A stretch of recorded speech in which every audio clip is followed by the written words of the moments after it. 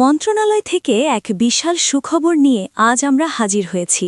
এবার সত্যিই হয়তো হতে যাচ্ছে বহুল কাঙ্ক্ষিত পে স্কেল কার্যকরের সেই চূড়ান্ত ঘোষণা। প্রিয় সরকারি চাকরিজীবী ভাই ও বোনেরা, আজকের সকালের আপডেট নিউজে আপনাদের স্বাগতম।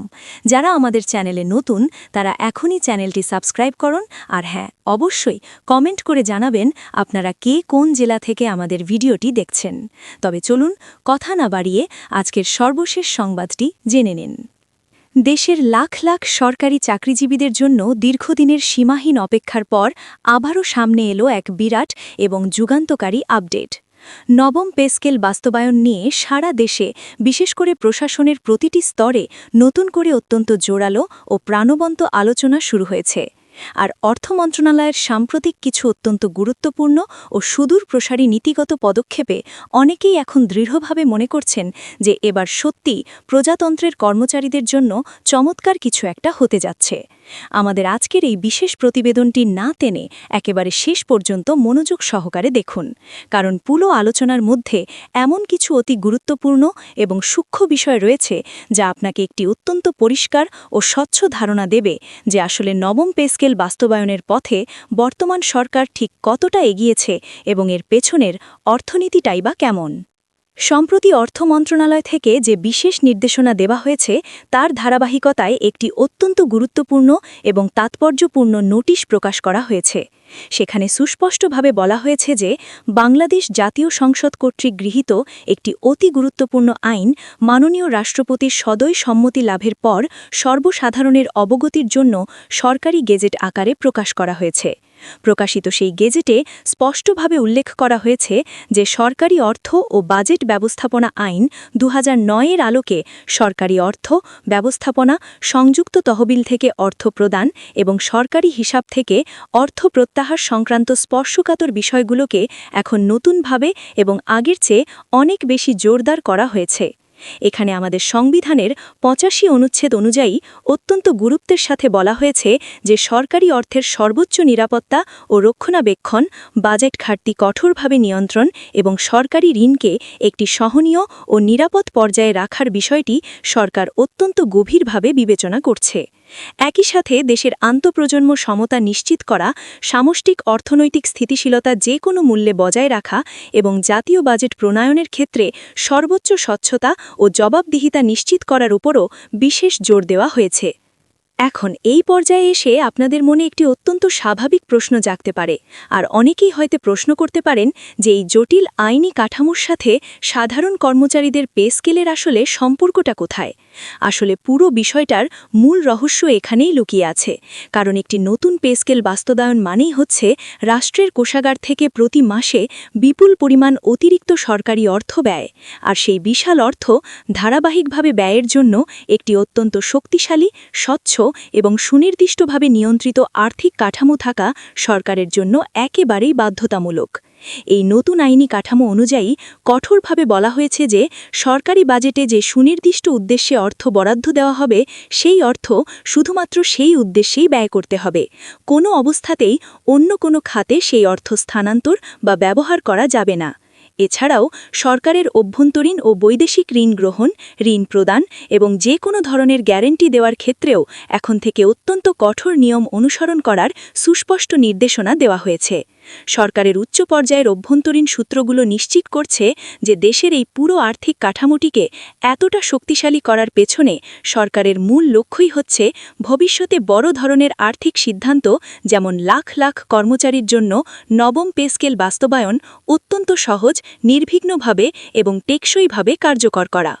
বিশেষ করে যখন একটি নতুন পে স্কেল কার্যকর করতে হয় তখন শুধু কর্মচারীদের মূল বেতন বা বেসিক বৃদ্ধিই এর একমাত্র উপাদান থাকে না।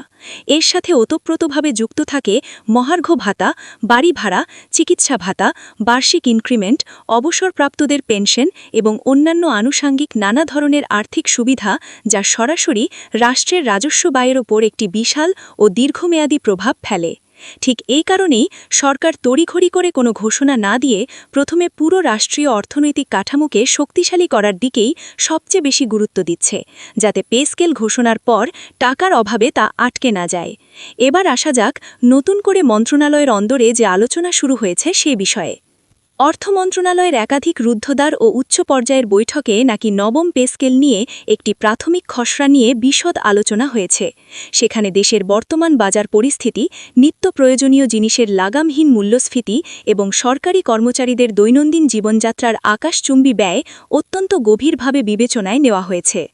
দেশের শীর্ষস্থানীয় অর্থনীতিবিদ ও বিশ্লেষকদের মতে বর্তমানের এই কঠিন অর্থনৈতিক বাস্তবতায় নতুন একটি পে স্কেল বাস্তবায়ন করা এখন আর সরকারি চাকরিজীবীদের কেবল একটি সাধারণ দাবি নয়, বরং এটি রাষ্ট্রযন্ত্রকে সচল রাখার জন্য অত্যন্ত প্রয়োজনীয় ও সময়ের সবচেয়ে বড় দাবি হয়ে দাঁড়িয়েছে।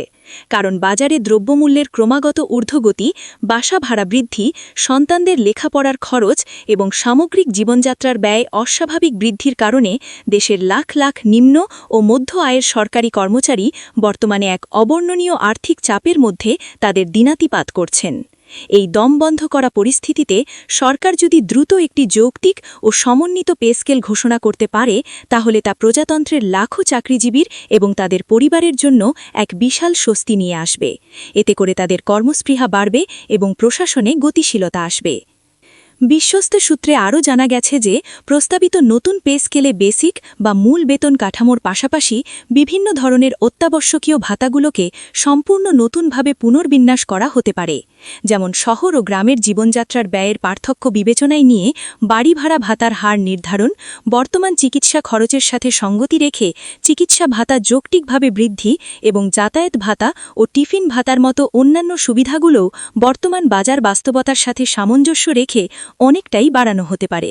এছাড়া কর্মচারীদের দীর্ঘদিনের দাবি অনুযায়ী আনুষাঙ্গিক অন্যান্য বিষয়গুলো নিয়েও নতুন করে ভাবা হচ্ছে বলে গুঞ্জন রয়েছে। তবে সবকিছুই শেষ পর্যন্ত নির্ভর করছে সরকারের সর্বোচ্চ পর্যায়ের চূড়ান্ত সিদ্ধান্ত এবং আগামী অর্থবছরের বিশাল বাজেট সফলভাবে বাস্তবায়নের সক্ষমতার উপর। মন্ত্রণালয়ের কিছু নির্ভরযোগ্য সূত্র বলছে যে সরকারের উপর একবারে বিপুল আর্থিক চাপ কমানোর জন্য ধাপে ধাপে পে স্কেল বাস্তবায়নের একটি বাস্তবসম্মত পরিকল্পনাও অত্যন্ত গুরুত্বের সাথে বিবেচনায় রাখা হচ্ছে। অর্থাৎ সরকারের কোষাগার থেকে একবারে পুরো সুবিধাটা না দিয়ে এটি পর্যায়ক্রমে 2 বা 3 ধাপে বাস্তবায়ন করা হতে পারে। এতে করে একদিকে যেমন সরকারের রাজস্ব খাতের উপর হঠাৎ করে বিশাল কোনো আর্থিক চাপ সৃষ্টি হবে না, ঠিক তেমনি অন্যদিকে কর্মচারীরাও ধীরে ধীরে তাদের কাঙ্ক্ষিত অর্থনৈতিক সুবিধাগুলো পেতে শুরু করবেন। অর্থনীতিবিদরাও এই পদ্ধতিকে বেশ ইতিবাচক হিসাবে দেখছেন, কারণ একবারে বেতন বাড়লে বাজারে হঠাৎ করে মুদ্রাস্ফীতি দেখা দিতে পারে, যা ধাপে ধাপে বাস্তবায়ন করলে অনেকটাই এড়ানো সম্ভব। এখন সমগ্র সরকারি চাকরিজীবী সমাজের কাছে সবচেয়ে বড় এবং গুরুত্বপূর্ণ বিষয় হল এর বাস্তবায়নের সময়কাল। অনেকেই অত্যন্ত অধীর আগ্রহে প্রতিনিয়ত জানতে চাইছেন যে ঠিক কবে নাগাদ এই কাঙ্ক্ষিত নবম পে স্কেল চূড়ান্তভাবে কার্যকর হতে পারে এবং বাস্তবায়ন হবে।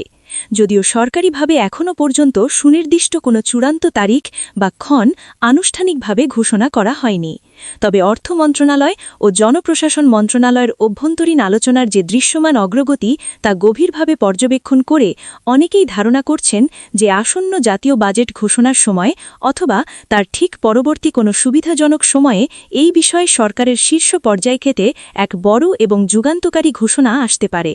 সব মিলিয়ে দেশের বর্তমান প্রশাসনিক ও অর্থনৈতিক পরিস্থিতি যেদিকে এগোচ্ছে তাতে বেশ জোরালোভাবেই আশা করা যাচ্ছে যে এবার হয়তো পে স্কেল বাস্তবায়নের একটি অত্যন্ত বাস্তব ও দৃশ্যমান সম্ভাবনা তৈরি হয়েছে। তবে আমরা সবাইকে এটাও মনে করিয়ে দিতে চাই যে সরকারের পক্ষ থেকে একেবারে চূড়ান্ত ও আনুষ্ঠানিক গেজেট ঘোষণা না আসা পর্যন্ত কোনো বিষয়ই শতভাগ নিশ্চিত করে বলা যাচ্ছে না। এখন এই পর্যায়ে এসে একজন সচেতন নাগরিক হিসাবে আপনার কাছেই আমরা জানতে চাই, আপনি আসলে পুরো বিষয়টি নিয়ে কি মনে করেন? এবার কি সত্যিই দীর্ঘদিনের বঞ্চনার অবসান ঘটিয়ে নবম পে স্কেল আলোর মুখ দেখবে এবং বাস্তবায়ন হবে, নাকি অতীতের মতো এটি আবারও কেবলই কিছু মিটিং আর আলোচনা হয়েই একসময় থেমে যাবে? আপনার সুচিন্তিত মতে প্রস্তাবিত নতুন পে স্কেলে কোন দিকগুলোতে পরিবর্তন আনা সবচেয়ে বেশি জরুরি, এবং আপনি ব্যক্তিগতভাবে কি চান ঠিক কবে নাগাদ এটি দেশের লাখো কর্মচারীর জন্য কার্যকর হোক? আপনাদের মূল্যবান মতামত ও পরামর্শ অবশ্যই আমাদের কমেন্ট বক্সে শেয়ার করবেন। ভিডিওটি খুবই জরুরি, তাই দয়া করে সবার সাথে ভিডিওটি শেয়ার করতে ভুলবেন না। আর নতুন ভিডিও আপডেট পেতে এখনই চ্যানেলটি সাবস্ক্রাইব করুন।